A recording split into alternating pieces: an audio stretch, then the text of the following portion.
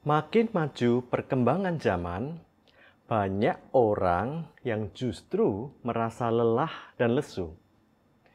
Ikuti episode Soul Leech atau Lintah Jiwa kali ini untuk menemukan rahasia penyebab sesungguhnya dari semua kekacauan jiwa yang bisa menimbulkan seluruh kerugian di dalam hidup ini.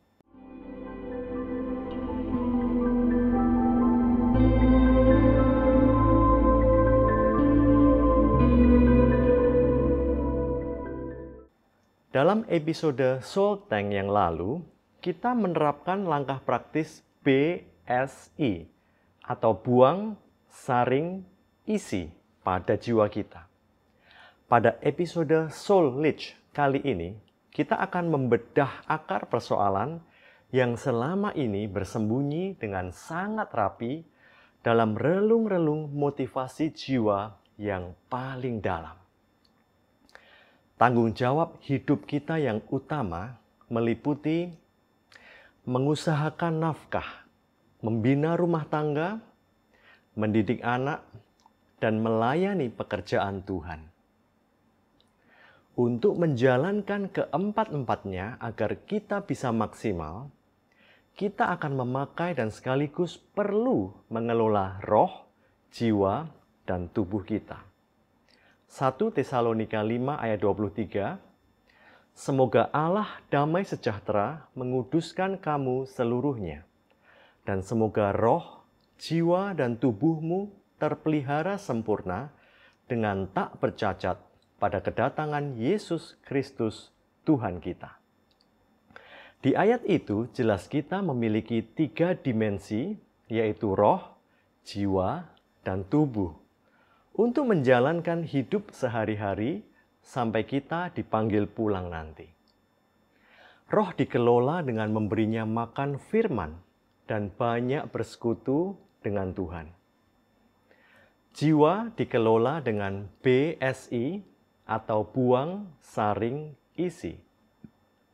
Tubuh dikelola dengan olahraga yang meliputi aktivitas kardio, peregangan, dan pembentukan. Kurang melatih pada dimensi-dimensi itu pasti akan menyebabkan disfungsi. Roh yang jarang diberi makan firman akan mati dan akan kesulitan menghadapi tantangan-tantangan hidup. Jiwa yang dibiarkan tidak terkelola akan menghambat keberhasilan kita menjalankan keempat tugas utama dalam hidup kita tadi. Dan tubuh yang jarang diolah akan mengganggu aktivitas sehari-hari. Di dalam jiwa ada pikiran, perasaan, dan kehendak. Mudah kok mengenali elemen-elemen itu. Misal ada orang berkata, saya pikir lebih baik kita pilih jalan A daripada jalan B. Atau, saya kalkulasi anggaran proyek itu akan menghabiskan sekian miliar rupiah. Jelas dia sedang mengaktifkan elemen pikiran atau intelijensia di dalam jiwanya. Misal lainnya, kita berkata, saya kok merasa kurang sreg atau tidak damai ya dengan tawaran yang diajukan orang itu. Atau, saya khawatir akan masa depan keluarga kita. Jelas kita sedang mengaktifkan elemen perasaan dalam jiwa kita. Misal lagi, rekan kita berkata, saya ingin pergi menjenguk orang tua saya yang berada di Bandung. Atau, ada dorongan dalam diri saya untuk membalas kejahatan orang itu pada saya. Terang sekali dia sedang mengaktifkan elemen kehendak di dalam jiwanya. Pada ketiga elemen dalam dimensi jiwa ini bisa ditumbuhi duri-duri atau onak-onak yang bersifat destruktif. Misal pikiran jahat, perasaan frustasi, dan kehendak yang culas. ada benang merah atau keterhubungan dari semua kondisi negatif itu menuju ke satu titik, yakni self-love atau cinta akan diri sendiri. Semua orang punya akar masalah self-love ini di dalam derajat yang berbeda-beda. Orang yang punya self-love ini, jiwanya hidupnya berpusat pada dirinya sendiri atau self-centered. Segala sesuatu dipikir dari seputar dirinya, dirasa apa keuntungan bagi dirinya, dan dikehendaki untuk memuaskan dirinya. Lihat, semua elemen tersentuh kan?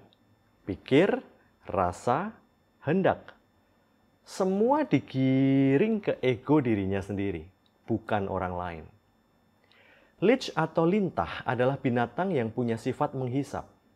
Amsal 30 ayat 15 melukiskan mengenai binatang yang satu ini. Si lintah mempunyai 2 anak perempuan, untukku dan untukku. Atau terjemahan The Message-nya, kasih ke gua lebih lagi. Anak si lintah ini hanya 2. Dan dua-duanya punya nama yang bersifat buat saya dan buat saya. Tidak ada anak lain atau ruang lain dalam hidupnya yang bernama buat kamu. Semua bernama for me. Itulah gambaran kehausan jiwa kita jika dikorek hingga relung terdalamnya. Memang tidak kelihatan, karena kita ini ahli di dalam memulasnya dengan tindakan di luar yang seolah-olah bukan untuk kepentingan kita. Padahal, jika kita mau jujur, di malam hari misalnya saat kita mengadakan introspeksi diri rutin, di depan cermin firman Tuhan, seluruh partikel mementingkan diri sendiri itu akan mulai bermunculan. Si lintah jiwa menghisap semua yang ditemuinya. Dia menghisap perhatian, kepentingan, dan keuntungan bagi dirinya. Jika dahaganya tidak terpuaskan, dia akan menderita, berduka, dan bisa melakukan tindakan-tindakan bodoh. Sifat egosentris macam begini ini kita warisi dari Adam setelah dia jatuh. Adam ini menyalahkan istrinya loh pada saat diinterogasi Tuhan. Dia berkata, perempuan yang kau tempatkan di sisiku, dialah yang memberi dari buah pohon itu kepadaku. Maka ku makan. Wah, suatu bentuk egoisme yang tidak mau dirinya yang disalahkan. Bahkan Bible in Basic English menyebut lintah ini sebagai the night spirit atau roh kegelapan. Memang kalau dilihat buahnya yang pahit itu, kita tidak akan menolak sebutan mengerikan itu kan? Bagaimana gangguan-gangguan kejiwaan ini memiliki akar sifat yang egois tadi? Coba yuk kita kunjungi satu persatu kondisi jiwa yang telah jatuh itu. Dan kita coba korek akar masalahnya. Misal, kondisi jiwa kesepian. Berarti orang itu ingin dirinya diperhatikan. Orang yang pemalu atau rendah diri, orang itu takut dirinya tidak kelihatan bagus. Atau sifat yang super sensitif. Berarti dia tidak mau dirinya itu salah. Atau selalu ingin tampil benar. Misal ada orang mudah tersinggung atau kepahitan. Dia sedang berontak karena harga dirinya diinjak-injak. Atau ada orang pendendam. Ini menggambarkan tidak terima dirinya disakiti. Atau orang yang punya kemalasan. Orang itu tidak mau dirinya berlelah-lelah atau berjuang. Atau misal yang lain, munafik. Orang ini tidak mau kelihatan dirinya kelihatan secara aslinya yang tidak sebagus yang diinginkannya. Atau fobia, takut ini, takut itu. Dia tidak mau dirinya tertekan atau ketakutan. Atau judi. Ingin dirinya cepat dapat harta banyak tanpa susah-susah. Cemburu. Takut dirinya kehilangan kontrol dan menjadi satu-satunya perhatian. Iri. Takut dirinya kalah dari orang lain. Sombong. Agar dirinya memperoleh perhatian penuh. Hawa nafsu. Kenikmatan dan kepuasan diri yang diutamakan. Atau gangguan jiwa yang lain, suka mengumpat. Berarti dia tidak terima kondisi tidak enak yang terjadi pada dirinya. Kegelisahan. Tidak siap menghadapi keadaan yang tidak nyaman bagi dirinya. Atau putus asa. Berarti dia takut dirinya susah. Pokoknya, inti semuanya, takut hal yang mengenai dirinya itu terusik. Kita lihat kan, ada benang merah yang nyata dari semua sifat jiwa yang rusak tadi. Yang kesemuanya menyambung ke satu titik, yaitu mementingkan egonya sendiri. Tadi saya sempat katakan bahwa sulit untuk mengidentifikasi dari luar akar motivasi yang sejati.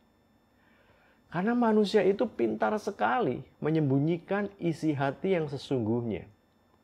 Ingat kan peribahasa? Dalam laut bisa diduga. Dalam hati siapa tahu. Bahkan mungkin dia sendiri tidak menyadari maksud hatinya yang sesungguhnya. Karena memang saking sudah terbiasanya dia memolesnya dengan riasan wajah yang tebal.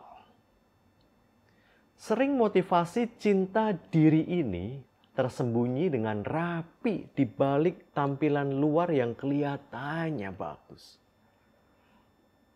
Petrus pun sempat ditegur gurunya, yaitu Yesus Kristus sendiri, saat berusaha melakukan sesuatu yang tampaknya mulia. Saya ulangi ya, tampaknya mulia. Mari kita baca dalam Matius 16 ayat 21 hingga 23. Sejak waktu itu, Yesus mulai menyatakan kepada murid-muridnya bahwa ia harus pergi ke Yerusalem dan menanggung banyak penderitaan dari pihak tua-tua, imam-imam kepala, dan ahli-ahli Taurat. Lalu dibunuh dan dibangkitkan pada hari ketiga. Tetapi Petrus menarik Yesus ke samping dan menegur dia, katanya, Tuhan, kiranya Allah menjauhkan hal itu. Hal itu sekali-kali takkan menimpa engkau. Maka Yesus berpaling dan berkata kepada Petrus, Enyahlah iblis, engkau suatu batu sandungan bagiku.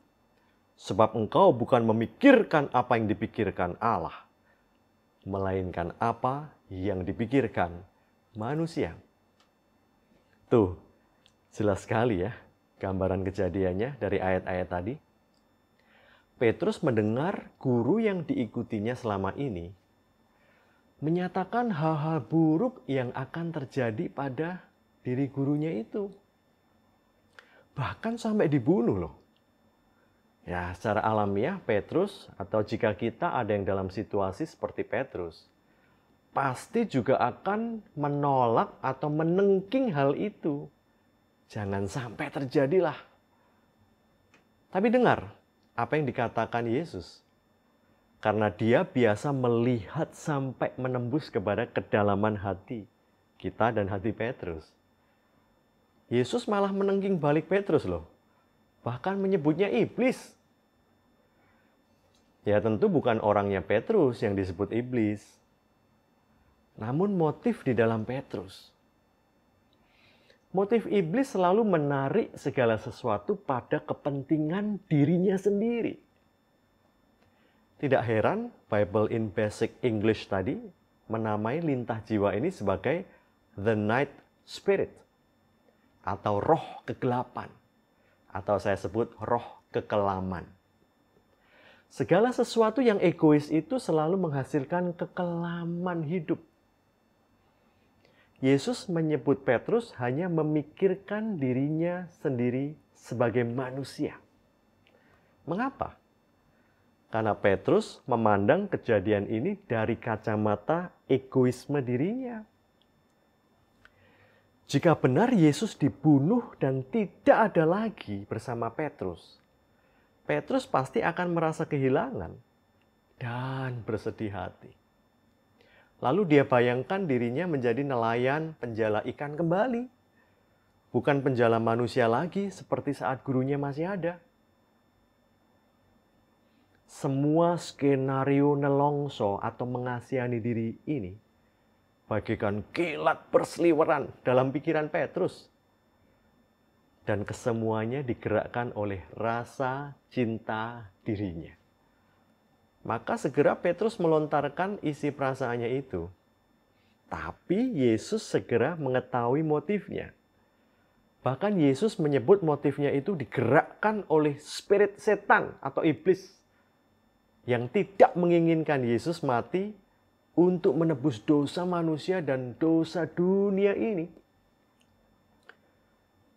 Jika manusia banyak yang ditebus dan banyak yang masuk surga, otomatis proyek iblis untuk mengisi neraka dengan sebanyak-banyaknya penghuni pasti akan terganggu kan? Dan populasi neraka akan jauh berkurang.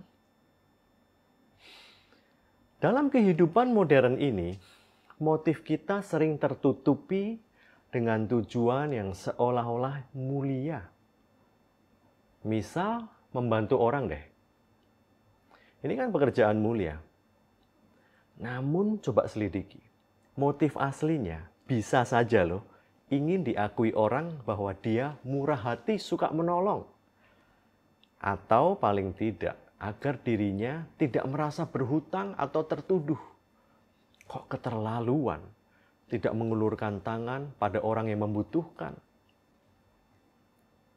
Padahal pada dirinya ada uang.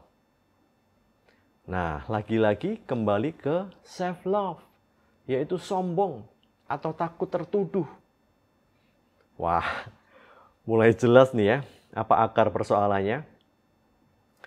Mengetahui akar persoalan terhadap masalah itu tuh sudah 50% menyelesaikan masalah. Lalu sekarang bagaimana? Ada berita baik, saudara. Sifat hidup berpusat pada diri sendiri itu bisa dikikis. Ini merupakan proses yang berkepanjangan setiap jam, setiap hari, dan selama bertahun-tahun ke depan. Kasus akan terjadi silih berganti, menguji seberapa jauh kita melakukan kemajuan di setiap area bilik kotor jiwa yang masih dihuni oleh si lintah penghisap tadi. Kita bisa mengikis self-love itu dengan menyerahkan kembali jiwa kita kepada sang pemahat asalnya. Kedengarannya klise, ya. Saya paham. Tapi coba buktikan sendiri nanti, dijamin manjur kok. Suatu saat saya membeli suatu perkakas namun manfaatnya kurang maksimal. Dan berakhir tersimpan di laci almari rumah saya. Sampai suatu waktu di mana saya ada suatu proyek penting dan satu-satunya perkakas utama yang bisa menolong adalah alat tadi. Hingga sekarang, saya bergantung penuh pada alat itu untuk menjalankan proyek yang sangat penting itu. Padahal sebelumnya, dia tersimpan rapi di sana tuh. Tanpa tahu mau dipakai untuk apa. Wow, alangkah indahnya saudara.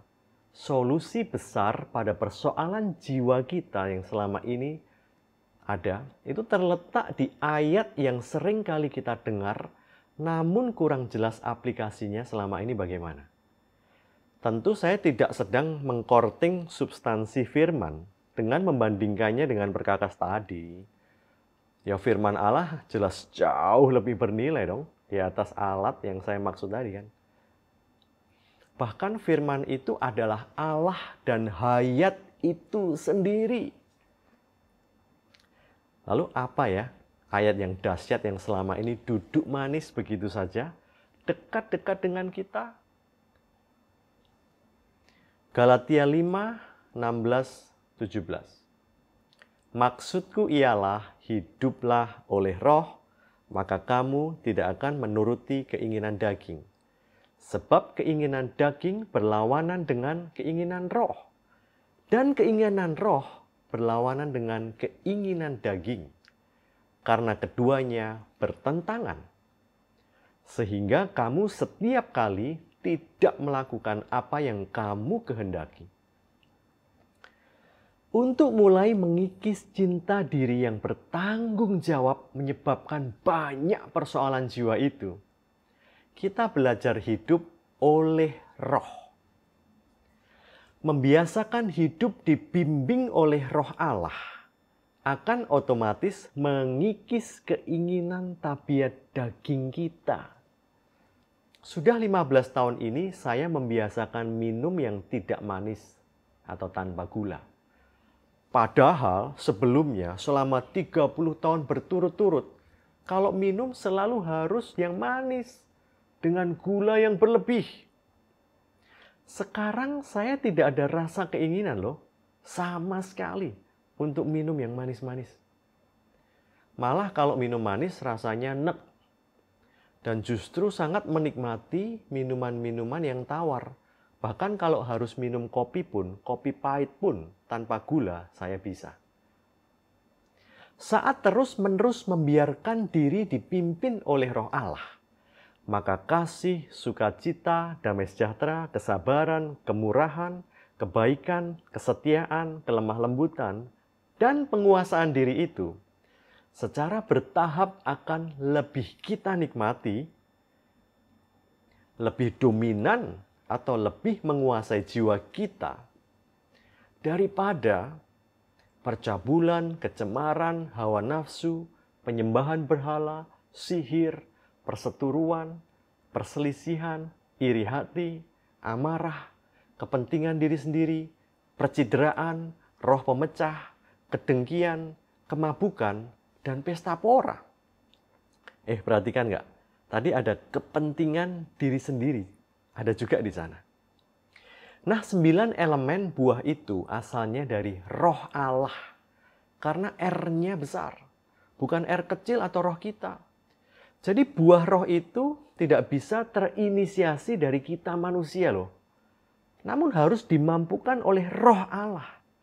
Saat kita mencemplungkan diri dalam bimbingan roh yang R-nya besar tadi. Hidup oleh roh terdengarnya abstrak ya. Tidak abstrak kalau kita memahaminya sebetulnya. Sederhana kok. Hidup oleh roh itu membiarkan diri atau menyerahkan diri dalam kuasa, pengaruh, dan bimbingan roh. Tulang belakang kita yang tadinya tegak lurus, misalkan, dikatakan yielding atau menurut saat dia ikut melengkung ketika badan kita membungkuk, hendak memungut sesuatu di bawah misalnya. Nah, demikian roh, jiwa, dan tubuh kita melentur mengikuti tuntunan gerakan roh Allah.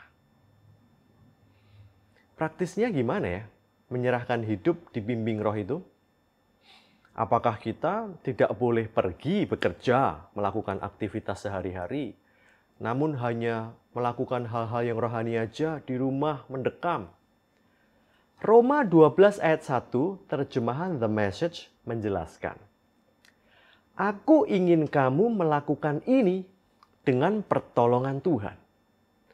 Persembahkan aktivitas keseharianmu kepada Allah, yaitu tidurmu, makanmu, ngantormu atau kerjamu, dan tiap helaan nafasmu. Menikmati tiap kebaikan Tuhan itu sudah merupakan bentuk ibadahmu yang sejati." Penulis ayat ini adalah Paulus, seorang rasul yang telah kenyang dengan kemelut jiwanya sendiri. Dia seorang ahli seluk-beluk jiwa. Dia menerjemahkan hidup oleh roh itu bukan memfokuskan pada membetulkan roh atau jiwa kita, namun dengan mengeksposnya kepada roh Tuhan. Misal ya, ilustrasinya. Mengeringkan baju tanpa mesin. Itu keringnya akan terbatas jika hanya diperas tangan. Berhentilah fokus pada mengerjakan pekerjaan pada bajunya, tapi mulai memaparkannya kepada panas matahari. Maka pancaran sang surya itulah yang akan mengerjakan usaha sampai baju itu kering. Tugas baju itu hanya membiarkan dirinya terpapar panas matahari. Dan lama-kelamaan akan kering sendiri. Nikmati aja, Roh Allah memproses roh dan jiwa kita sembari melakukan kegiatan sehari-hari. Itulah ibadah yang sejati, dan lama-kelamaan tabiat-tabiat lama akan berguguran sendiri. Saat mulai memindahkan perhatian bahwa hidup ini bukan soal kita, tapi soal Tuhan, maka arti hidup yang sesungguhnya akan mulai bersemi. Saudara, saya sampai pada kesimpulan. Pada episode Soul Leech atau lintah jiwa barusan, kita lihat banyak kerusakan pada jiwa atau tabiat busuk kita yang berakar urat pada satu titik, yaitu kecintaan pada diri sendiri. Persis sifat lintah. Diri yang tidak diserahkan pada pimpinan Roh Allah akan menghisap perhatian, kepentingan, dan keuntungan semata-mata bagi dirinya sendiri. Egoisme ini bisa digugurkan dengan memiliki gaya hidup menikmati pimpinan Roh Allah dalam keseharian aktivitas kita. Sehingga kita makin menjauh dari keputusasaan atau desesperado. Nantikan ya episode berikutnya. Tuhan Yesus memberkati.